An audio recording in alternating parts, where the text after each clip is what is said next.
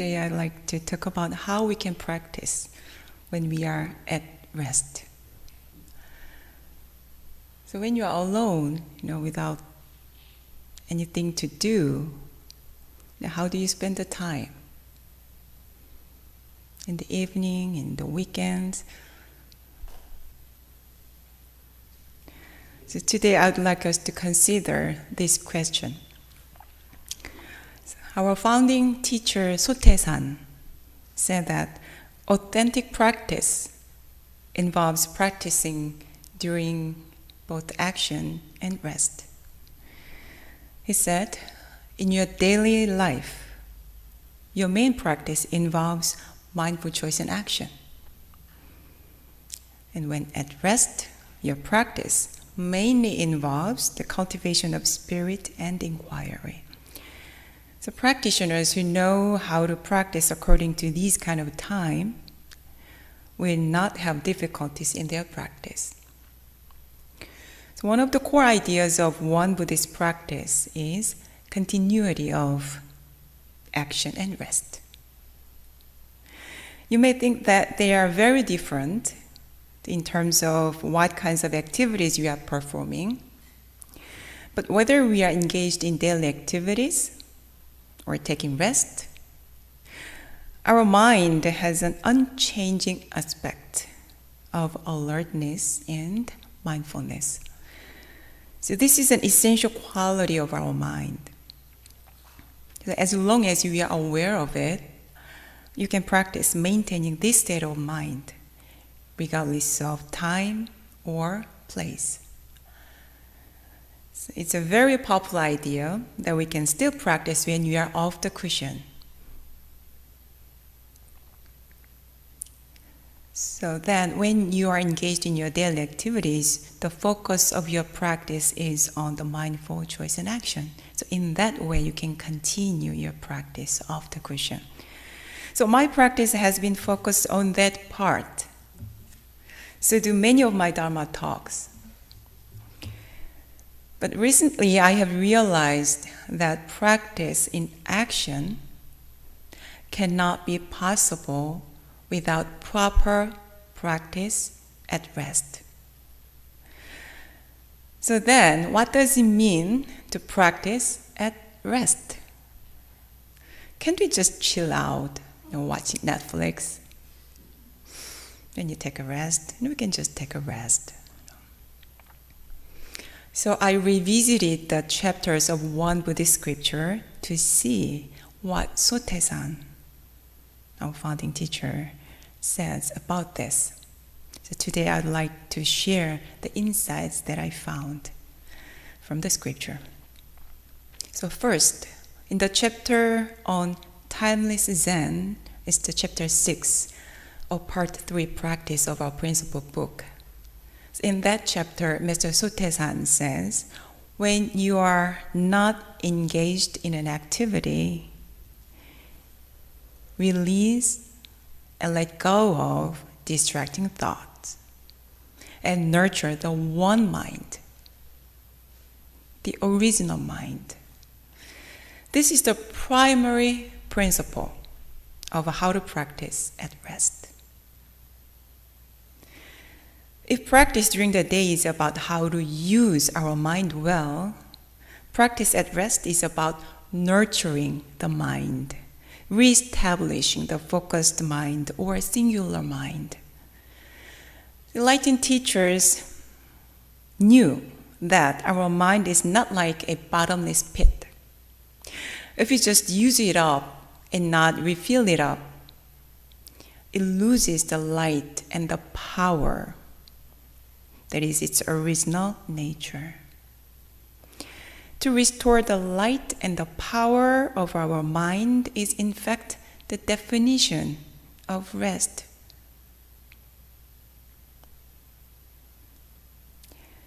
So after a long, busy day, you can spend the evening watching YouTube or Netflix.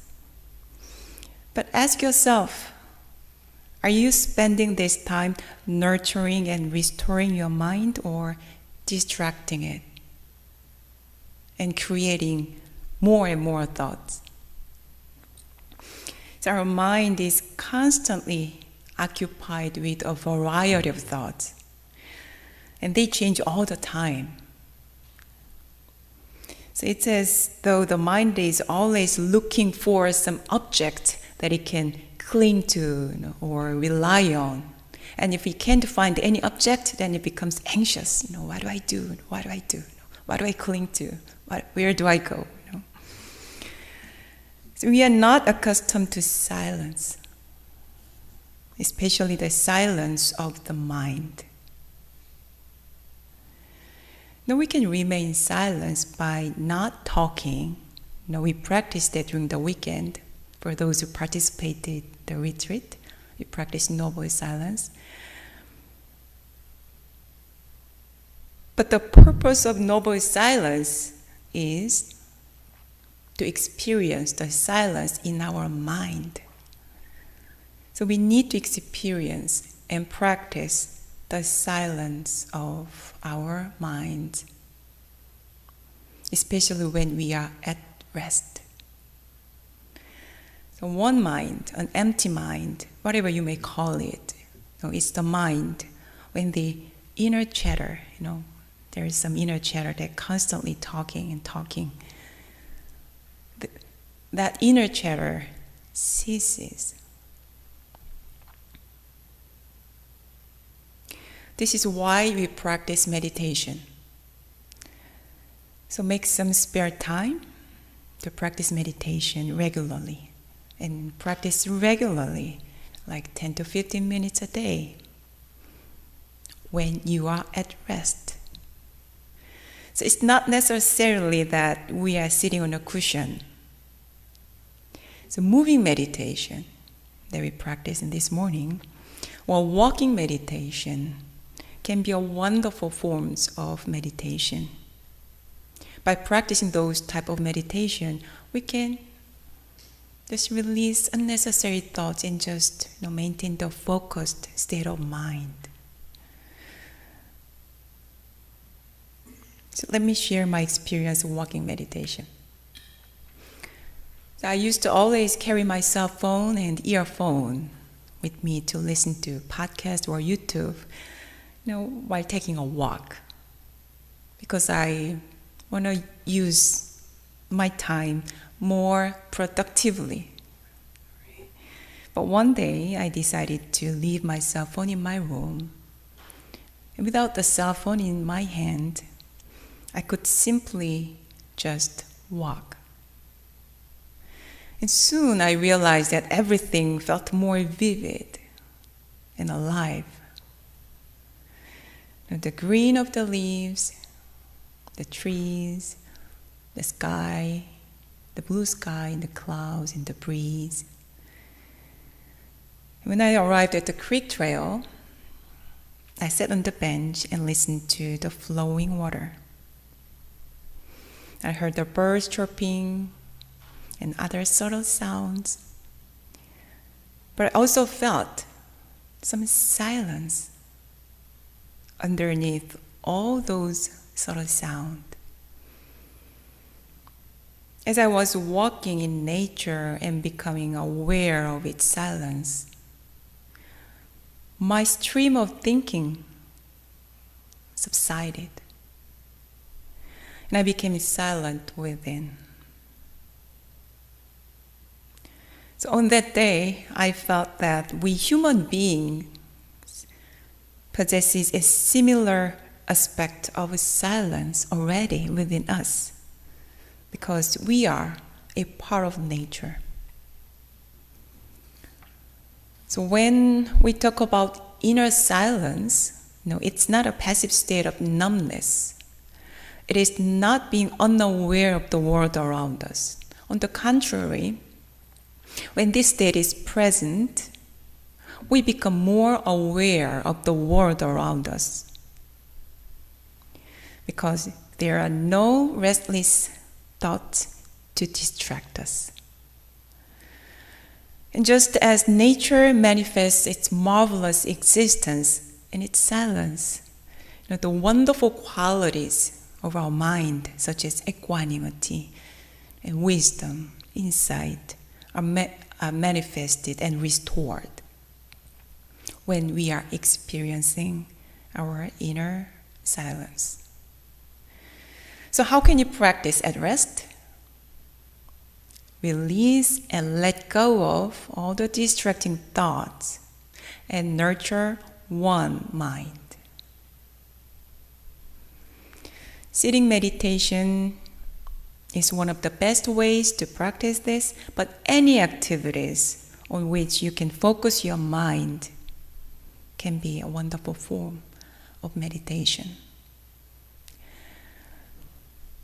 Secondly, you can find another answer in the chapter on stages of Dharma rank. It's the last chapter of part 3 practice in the principle book. There are 6 Dharma ranks in one Buddhism. As your practice advances, your Dharma rank goes up accordingly. The highest Dharma rank is the status of the greatly enlightened Tathagata. This chapter describes people of this status in terms of 2 aspects. So people in this status, they are free of attachment to discrimination. So when they are active, they are free of discrimination. They are free of attachment to discrimination when they are active. So when they think, speak, and act, it's not based on any kind of attachment. And when they are at rest, their discrimination is properly regulated. So this mature practitioner has continuity of time in action and rest. So since I'm talking about practice at rest, let's think about what it means. Discrimination is properly regulated. Even in its Korean original text, it's not easy to understand this meaning right away. Discrimination is properly regulated at rest. So this means that you don't behave recklessly when you are alone and when it is free time. You don't go off your guard. You remain careful and attentive, watching your mind. Do you think it's possible? When you're alone and nobody's around you, and it's free time, and you can relax, and you still, remain mindful and careful. Do you feel that it's too much? Are you like, no, it's too much, I don't want to go there. But I think it's a matter of practice and taming your mind, like taming an ox, taming a doggy, taming your monkey mind.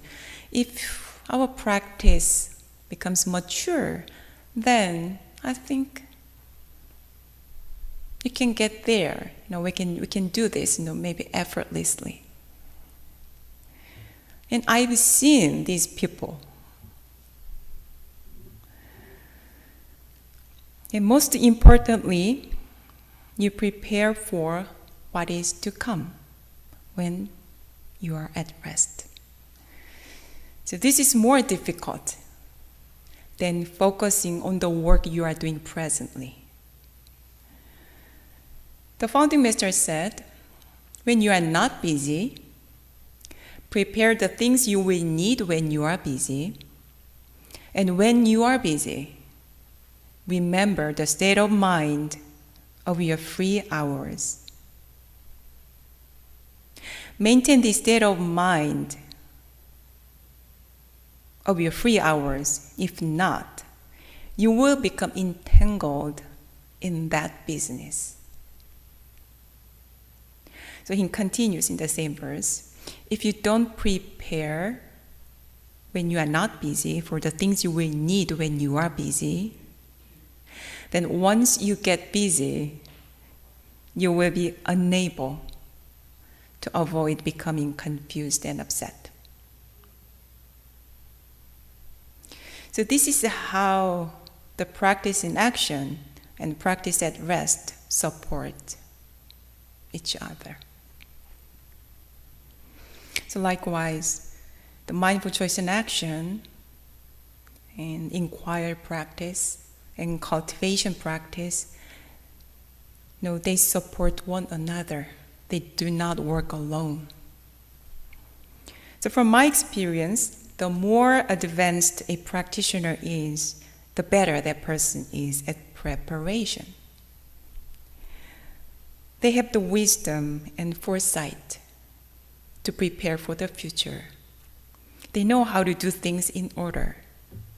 This is how advanced practitioners maintain serenity while doing all the tasks and work. So let me give you an example. The One Dharma Center opened 11 years ago as the headquarters of One Buddhism USA. But even so, it took many years to prepare the administrative structure for that. And last year, the Constitution of One Buddhism USA was passed by the Supreme Council. And then we had the inauguration ceremony for Venerable Juksanim, the Head Dharma Master of One Buddhism USA.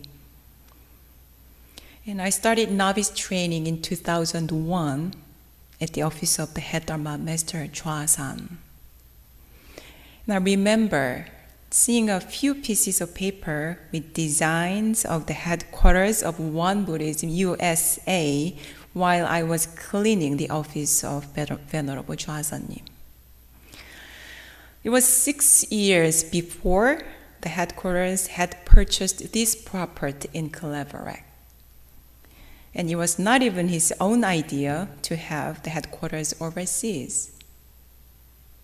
It was in the 1960s that the Venerable Taesan, the third Head Dharma Master, tried to revise the One Buddhist Constitution for the overseas headquarters.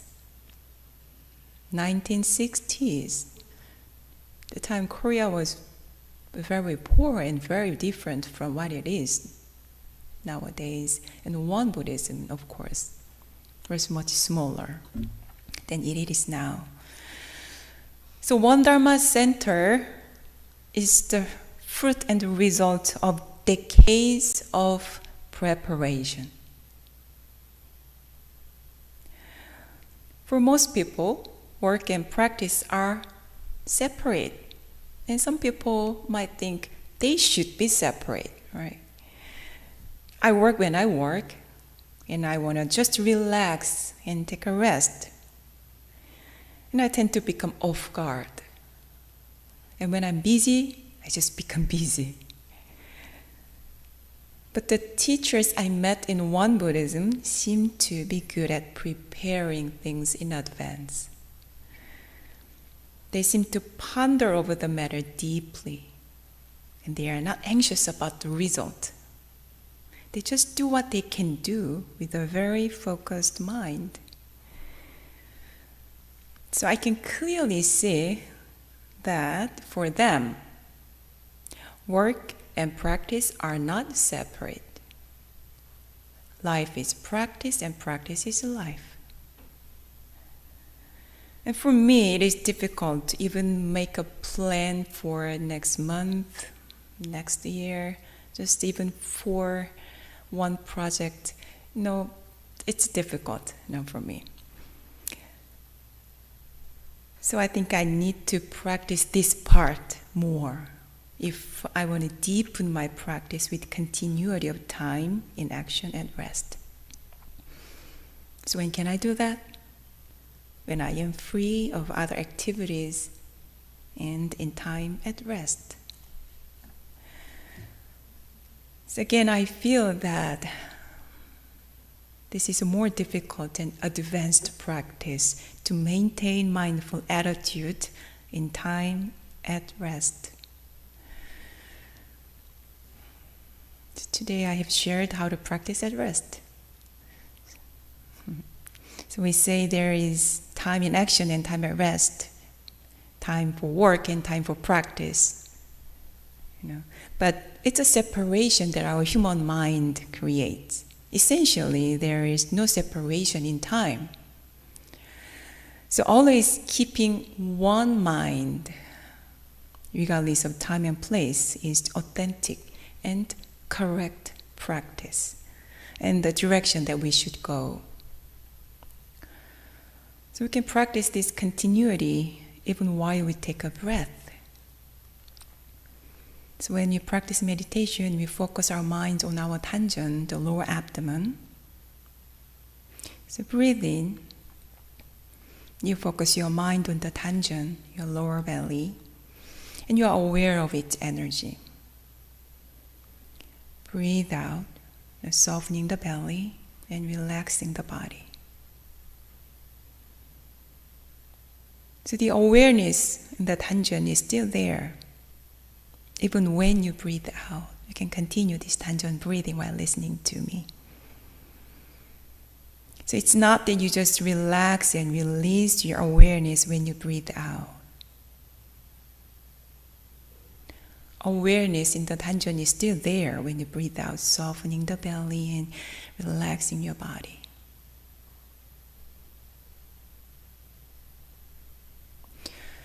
So your awareness continues between your in-breath and out-breath.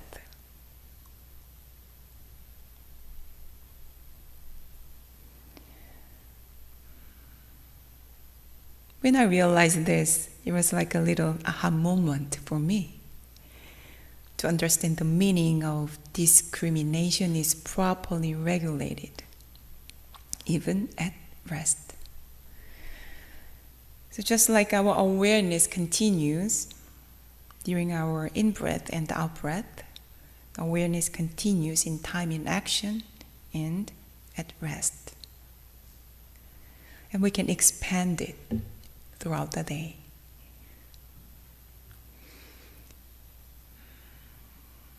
So I hope we all find the path of practice at rest so that we can enjoy more being alone and practice skillfully. Thank you.